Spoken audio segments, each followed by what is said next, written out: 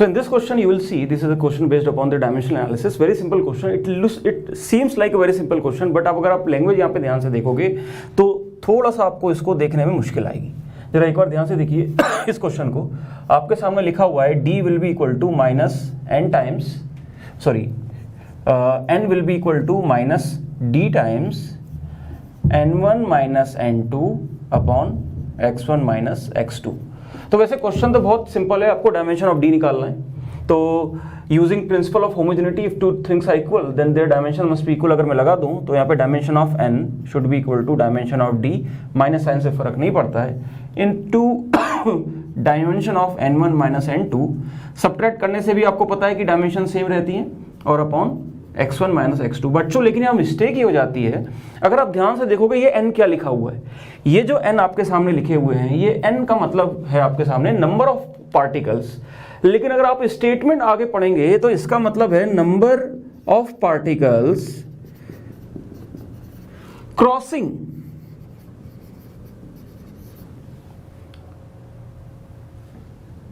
A unit area in unit time.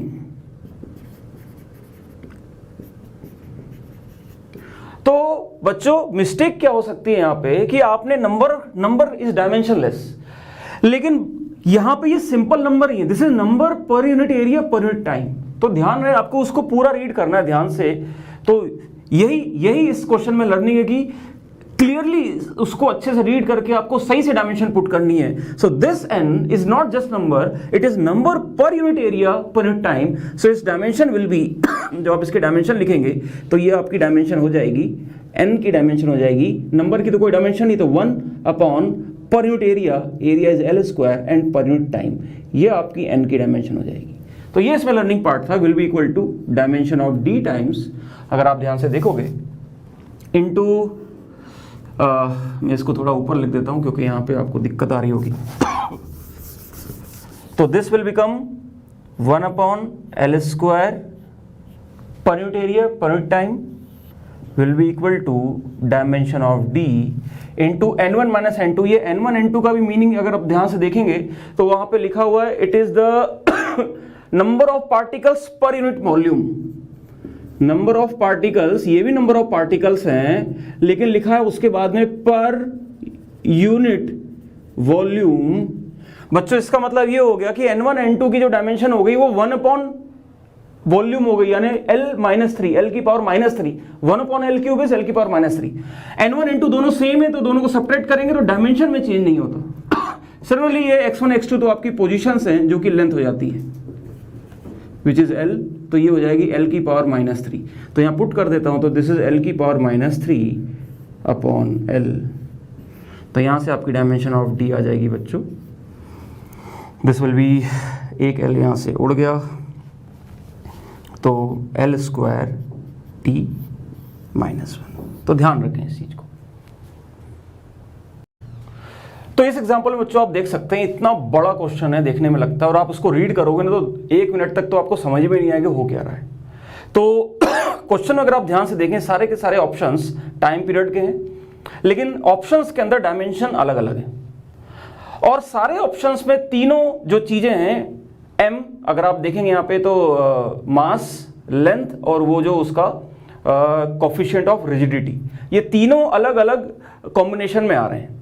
तो basically हमको इस क्वेश्चन के ऑप्शन देख के आइडिया हो जाना चाहिए कि ये डायमेंशन एनालिसिस का, and we have to write t और the dimension of t in terms of dimension of मास।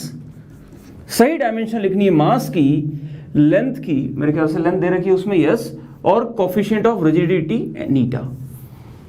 तो बच्चों सिंपली आपको आदत हो जानी चाहिए, देख के आइडिया हो जाना चाहिए कि ये किस पार्ट का क्वेश्चन है फिजिक्स के, डायमेंशनल एनालिसिस। फॉर्मूला सीधा नहीं लगेगा यहाँ पे। तो बस डायमेंशनल एनालिसिस तो हम करते हैं, इसको सॉल्व करना, पूरे क्वेश्चन को रीड किए बिना ही यू विल रियलाइज कि ये करना है। यहाँ पे 3 चीजें हैं, इनको रिलेट करना है टी से यूजिंग डायमेंशनल एनालिसिस। तो इनकी पावर्स मानी जाती है, यही तो कॉम्बिनेशन है, m की पावर x, l की पावर y एंड n नीटा की पावर z। अब जिनको वैसे तो आपको याद ही होगा मॉडुलस ऑफ रिजिडिटी,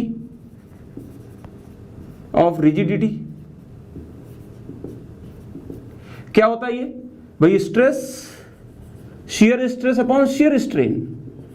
स्ट्रेन तो डायमेंशनलेस होता है, stress FA upon delta L/L। तो बेसिकली यहां से आपको डायरेक्टली इसकी डायमेंशन याद ही होनी चाहिए, क्या हो जाती है ML -1 T -2, force upon area कर दिया मैंने। ठीक है बच्चों, तो इसकी जो डायमेंशन हो जाएगी आपकी सीधी ML -1 T -2, बस पुट कर दो यहां से। तो ये हो जाएगा m की पावर x इंटू एल की power y into this thing की पावर z। तो इसकी पावर z जब मैं यहां पे लिखूंगा तो आप देख सकते हैं इंटू m की पावर z इंटू एल की पावर -z इंटू t की पावर -2z। और इधर कितना दे रखा है, इधर तो सिर्फ t है, यानी m की पावर 0, l की पावर 0, t की पावर, बस इक्वेट कर दो यहाँ से। मतलब इसमें मेन कहानी यही थी कि ऑप्शन देख के आपने आइडेंटिफाई कर लिया कि डायमेंशनल एनालिसिस के अंदर कौन कौन से टर्म्स के रिस्पेक्ट में आपको टाइम पीरियड लिखना है, यही पूछ रहा है वो। तो सीधा आपको यहाँ पे आ जाएगा m के ऊपर पावर हो जाएगी, अब तो आप जानती हैं इसको करना x प्लस z, और यहाँ पे l की पावर y माइनस z, और यहाँ पे t की power -2z upon m0 L0 T1। अब इसमें भी सॉल्व करना मैं सिखा रहा हूँ, आपके सामने तीन इक्वेशन बन रही है, एक इसकी और इसकी। तो हमेशा कोशिश करो एक वेरिएबल के टर्म्स में, always try to write in terms of one variable. जैसे आप ये इक्वेशन लिखेंगे आपके सामने तुरंत सिंप्लीफाई हो जाएगा, x plus z equal to 0 हो गया, y minus z equal to भी 0 हो गया, और -2z इक्वल टू 1 हो गया। तो यहाँ से मुझे साफ साफ समझ में आ रहा है, I should write everything in terms of single variable. यहाँ से मेरे पास आ जाएगा y इक्वल टू z, यहाँ से मेरे पास आ जाएगा x इक्वल टू -z, और यहाँ से मेरे पास z की वैल्यू आ जाएगी विच इज -1/2। तो सीधा मेरे पास y आ गया। तो आपको फायदा समझ में आ रहा है, जैसे ही आपने दो वेरिएबल्स को तीसरे के टर्म्स में लिखा है तुरंत आपको तीसरे की वैल्यू मिल जानी है थर्ड इक्वेशन से। अगर मान लो ये xy भी होता ना तो मैं xy को पुट कर देता z के टर्म्स में यहाँ से। तो हमेशा ये सॉल्व किया करो इस तरह से, दो x और y को रिलेट करो तीसरे के टर्म्स में, और उन दोनों xy को तीसरे में डाल दो, you will get value directly. तो यहाँ से आपके सामने z इक्वल टू -2, तो आपका y भी -½ आ गया और x आपका +½ आ गया। यहाँ से आप सीधा पुट करोगे तो आपका जो टाइम पीरियड आ जाएगा t will be equal to, अगर आप यहाँ से देखेंगे तो ये हो जाएगा सब के सब, देखो हाफ हाफ हाफ रूट के अंदर होंगे, जो +½ है वो न्यूमरेटर में, जो -½ है डिनोमिनेटर में। तो +½ में तो एक ही है x की वैल्यू, x यानी m ऊपर हो जाएगा, और बाकी ये नीटा और ये जो l है ये नीचे हो जाएंगे। देखिए बच्चों, ये भी क्वेश्चन है सिंपल डायमेंशनल एनालिसिस के कॉन्सेप्ट पे, बट यहाँ पे आप जानते हैं कि pressure is equal to this equation. ये इक्वेशन कॉम्प्लेक्स तरह दिखती है, लेकिन डायमेंशनल एनालिसिस में हमें पता है कि सारे फंक्शन डायमेंशनलेस होते हैं। तो जब आप डायमेंशन इक्वेट करोगे, ये P रिप्रेजेंट कर रहा है प्रेशर की, तो ये डायरेक्टली किसके बराबर हो जाएगी, अल्फा और बीटा की, क्योंकि ये जो फंक्शन है, फंक्शन इज डायमेंशनलेस। तो सीधा आप इक्वेट कर देंगे, so dimension of pressure will be equal to dimension alpha upon dimension of beta. तो यहाँ से आपके पास डायमेंशन ऑफ बीटा डायरेक्टली आ जाएगा dimension of alpha upon pressure की डायमेंशन आप जानते हैं force upon area, so which will be m into L -1 into T -2। लेकिन बच्चों दिक्कत ये है, आप यहाँ पे आके फंस जाओगे कि अल्फा क्या है। तो this is a good question, क्योंकि इसमें एक आधा पार्ट दूसरे आधे पार्ट से रिलेटेड है। यहां पे उसने फंक्शन का कॉन्सेप्ट यूज कर लिया, दूसरा आप एक और कॉन्सेप्ट जानते हैं कि फंक्शन के अंदर जो आर्गुमेंट लिखा होता है वो भी डायमेंशनलेस है। तो कई बार बच्चों इस तरह से क्वेश्चन रिलेट करके बोल देते हैं कि फंक्शन का भी यूज हो गया और आर्गुमेंट का भी यूज हो गया, दो इक्वेशन दो वेरिएबल, कहानी खत्म। यानी यहाँ पे जो हमें अल्फा की डायमेंशन मिलेगी वो आर्गुमेंट को डायमेंशनलेस करने से मिलेगी।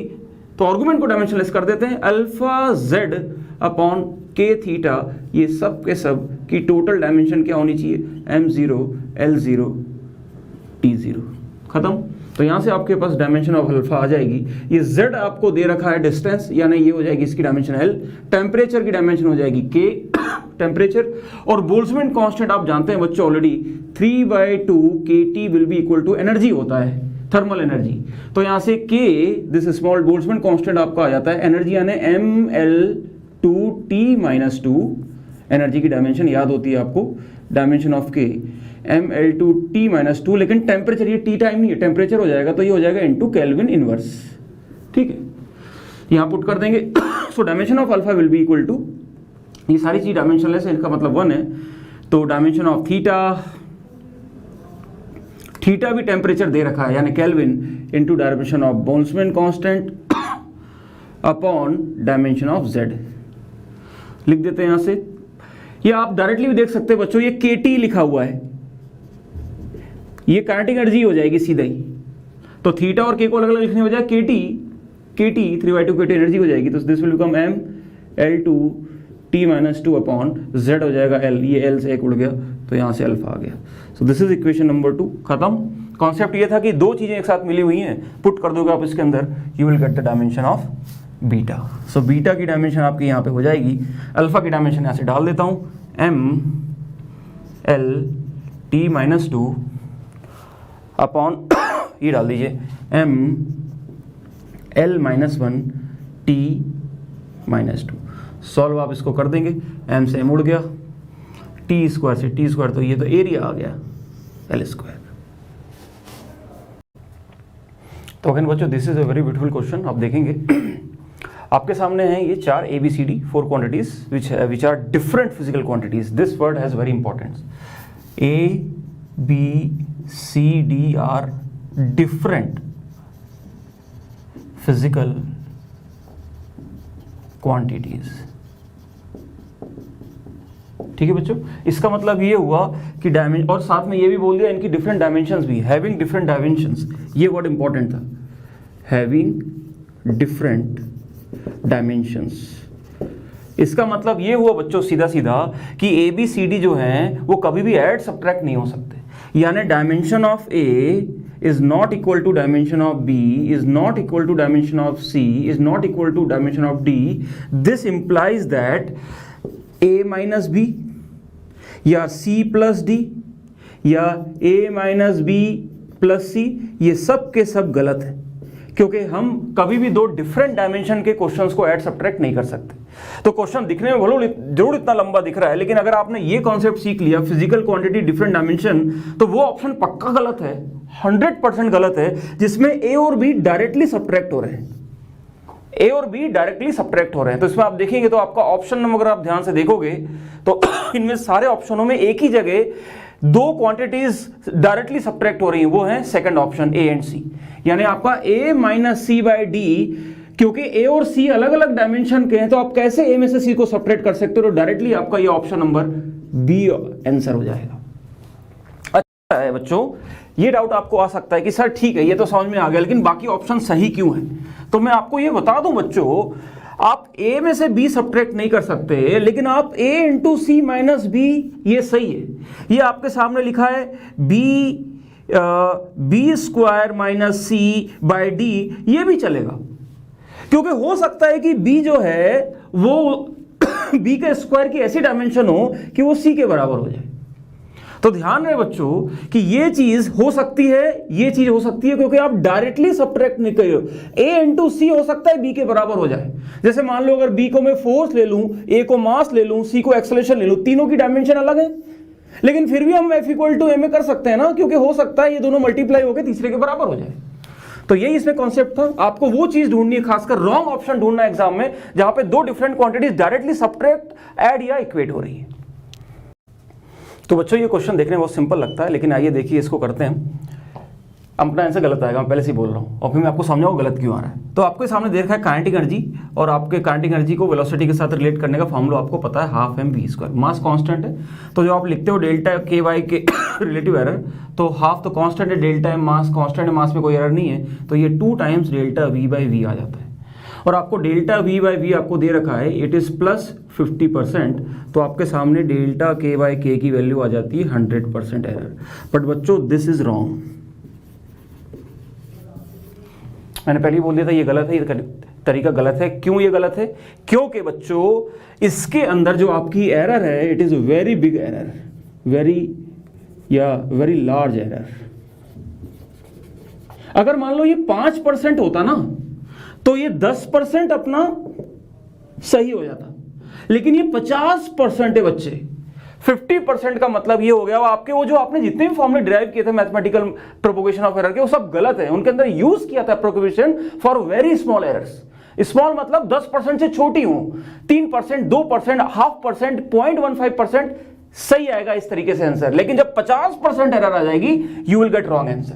तब क्या करना पड़ेगा? तब अपने को बेसिक से जाना पड़ेगा, वो जो एरर की डेफिनेशंस थी वहीं से निकालना पड़ेगा। मतलब कुछ इस तरह से कि let us assume true value of velocity true velocity is v। मान लेते हैं सच्ची वेलोसिटी v है, तो मेजर्ड वेलोसिटी कितनी आएगी, या फिर तो ट्रू काइनेटिक एनर्जी कितनी आएगी, ट्रू काइनेटिक एनर्जी यानी रियल काइनेटिक एनर्जी वो कितनी हो जाएगी, k equal to half mv²। Let us say this is equation number. So now अब मेजरमेंट की बात करते हैं।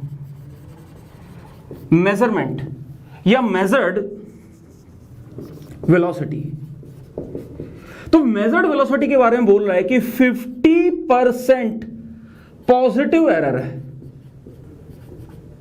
इसका मतलब क्या है, पॉजिटिव एरर का मतलब जो भी आपने मेजर किया वो ज्यादा किया है, मतलब आपकी जो वैल्यू अगर आपने v है तो आप 1.5 गुना बता रहे हो, आप ज्यादा ही एक्स्ट्रा बता रहे हो, मतलब जो एक्चुअल वैल्यू उससे ज्यादा बड़ा चढ़ा के बता रहे हो, ये पॉजिटिव एरर। नेगेटिव एरर मतलब जो भी वैल्यू उससे कम बता रहे हो।